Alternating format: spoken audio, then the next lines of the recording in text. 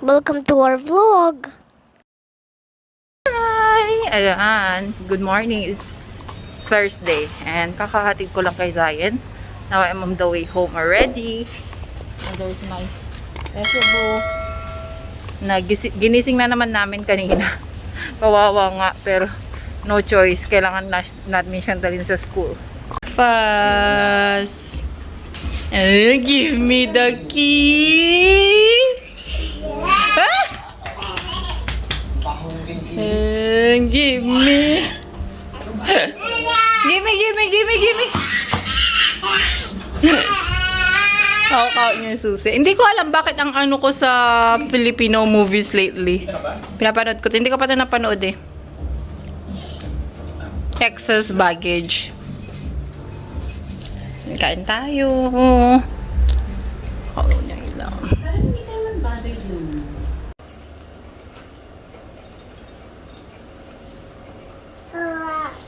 Oh, wow. Wow. Say hello. Wow.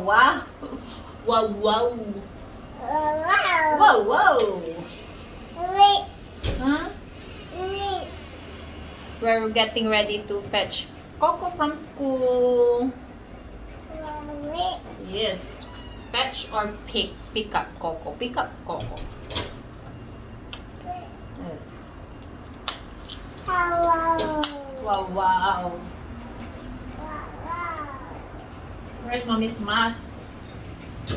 Yes, mask.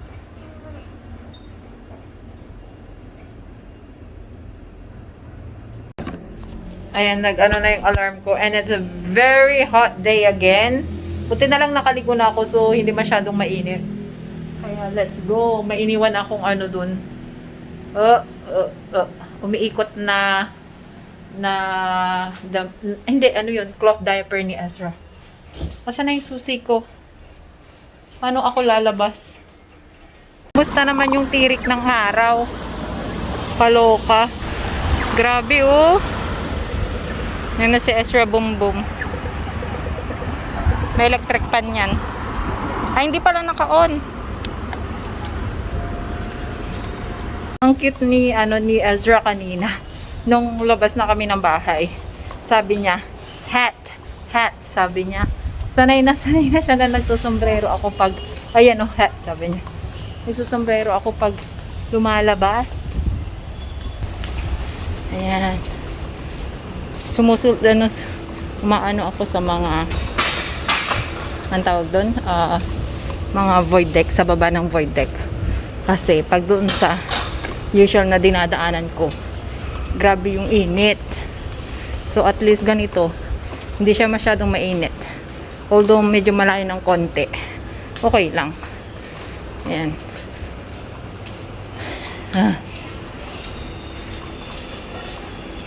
Ang daming school dito. Lahat ng first floor, puro school. Daycare, mga ganun. Ayan, dyan ako naglalakad no normal days. Pero, hindi ko kaya yung init ngayon. Ang sakit sa balat. And it's our lunch. Okay, come. Go, sit on your chair. Sit. There.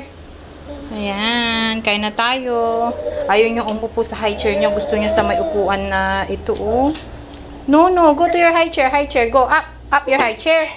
And my helpful Coco is vacuuming the floor kasi itong batang makulit na to, hinulog niya yung remote namin. Ayan, sira na. Oh. I'll fix it, Mommy. You'll fix it? Yes. Kalokan. Na murder yung remote. Why did you throw away the remote na? Ang hilig niya kasi magtapon eh. Ay, grabe siya yung buhok ko. Hello, today is Friday. And nagsa-celebrate pala sila ng today is the celebration of Deepavali or Festival of Lights sa school. So, maagang uuwi sila Ezra. Hey, Zion, ano ba yan? Hindi ko naubos yung kape ko. Ayan, they collecting the garbage. So, maaga kami pupunta ng school. 2 hours lang yung session nila. So, I'm just gonna close the windows kasi hindi kami didiretsong uwi. Pupunta kami kila Kuya Liam for play date. So, yun. Nadala ko na ba lahat? Daling ko na rin tong daling ko tong tinapay na nabili ko kanina. I brought water. And then, nagdala din ako ng pampalit ni Ezra, if ever. What else? I think all is set. Huh? Let's go? Let's go? Tita. Okay, let's go find Tita. Grabe pala yung buhok ko. Super bukag-bukag.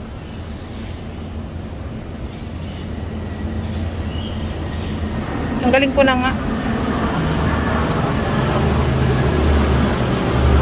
Ayan na naman yung aeroplano. Hi! Ayan, malapit na ako sa school. May tao. Loko, may 2 ibon daw na namatay. Kanina isa lang daw yan. Ngayon 2 na. I wonder What happened? isa lang. Oo, ano kayo nangyari? Kawawa naman yung bird. And we're here at the playground. Namamalengke pa kasi yung bibisitahin namin, yung playdate namin. So, I'm letting Zion play there first. And we'll wait here. Ayokong pumunta dun sa mall kasi ang daming tao, uwian kasi. Alam niyo naman na si Ezra hindi naman nagmamas yan. So, as much as possible pag crowded, hindi ko siya dinadala. So, let's wait for them here. Mag-meet na lang kami siguro malapit dun sa kanila. Init.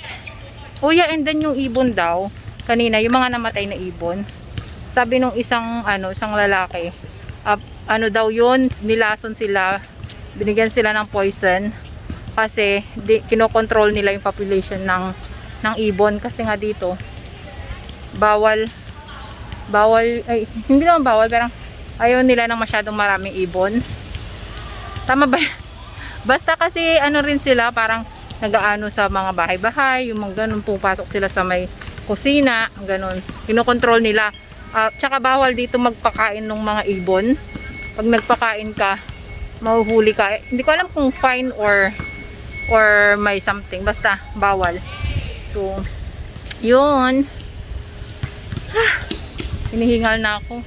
Grabe si Zion. Oh, grabe na yung pawis niya. Oh. Ang init kasi. Wawa naman ng bebe. They're out still. They're still buying things. We need to wait first. How about Tita Pia? Tita Pia is at their house. Ito rin, antok na rin to. Hindi siya nakapagnak ngayong umaga. Papatulugin ko yan mamaya. Ayan, kumakain na si Ezra. Si Ezra. Malaki na si Ezra. Also me. Ayan. What must you say? Thank you. Thank you who? Thank you, Auntie Wilma. What you having? Tita, I don't want auntie also. Mga tao dito maarte, ayaw magpatawag ng auntie at uncle. Yeah, the Lego movie. Wait, when you spin it around, it changes. It will change, right? Eat first, eat first. Dumating na yung aming order. So, this is kanyang pepper lunch. And this is Ezra's one, yung salmon. Salmon rice.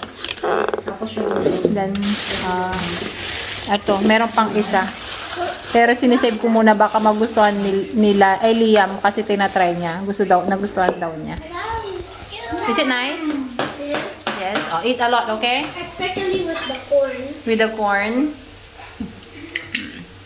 Si Wilma yung yung kanin niya. Naluto na yung ulam, yung kanin di pa. Kanin sa sain. Tagal. Hi, say hi. How you do that one again? How you say hi guys? How you do? Hi guys. Storbo daw kayo eh, kumakain siya eh. Hoy, eat first. Si Ezra tulog doon sa sa sofa. Nakatulog siya. Mamaya ko na lang siya pakainin pagkagising. Hi, Lance. Hi, Lance. Naiya sila. My mommy's phone is really special. Why? See? It's a Samsung. It's the iPhone 11, 12. Oh, wow. Oh, iPhone. That's the iPhone 12. I didn't know that it's like that. It says Samsung in the back. Samsung because iPhone is powered by Samsung. No, you are. Oh, eat first, Anna. Why are you crying? Huh?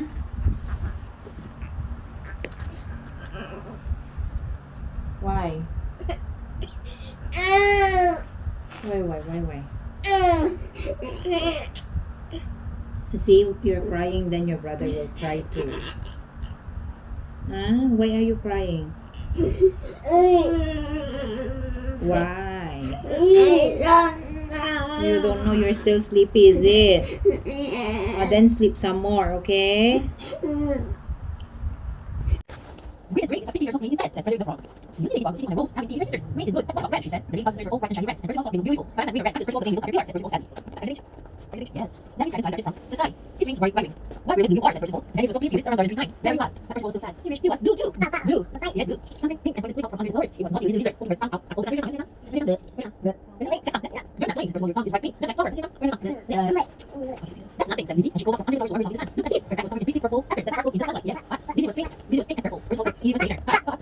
Yellow bumblebee buzzed along bubbling into every flower she met. Yellow was a bright sunny yellow. Flowers of every color are nice, she said. All colors are lovely. Percival thought so too. He ran his foot and fell asleep. Dream of colors. Percival slept for a very long time. He dreamed of green, red, blue, and pink, and purple, and yellow. And when he woke up, something wonderful happened. Percival was a beautiful butterfly with his wings glittered with gorgeous colors, and no one ever said he was sleeping again. Look at Percival, he has so many colors. He's a beautiful butterfly. If I give them food, the world a bit happier.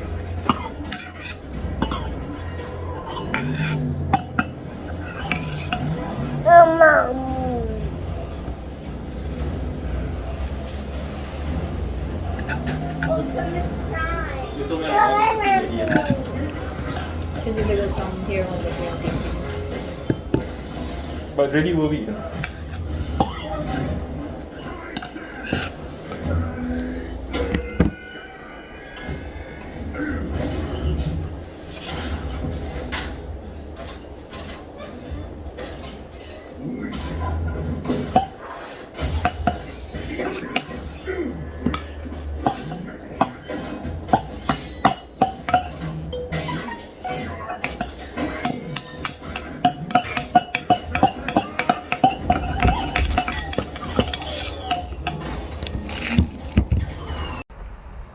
Thank you for watching.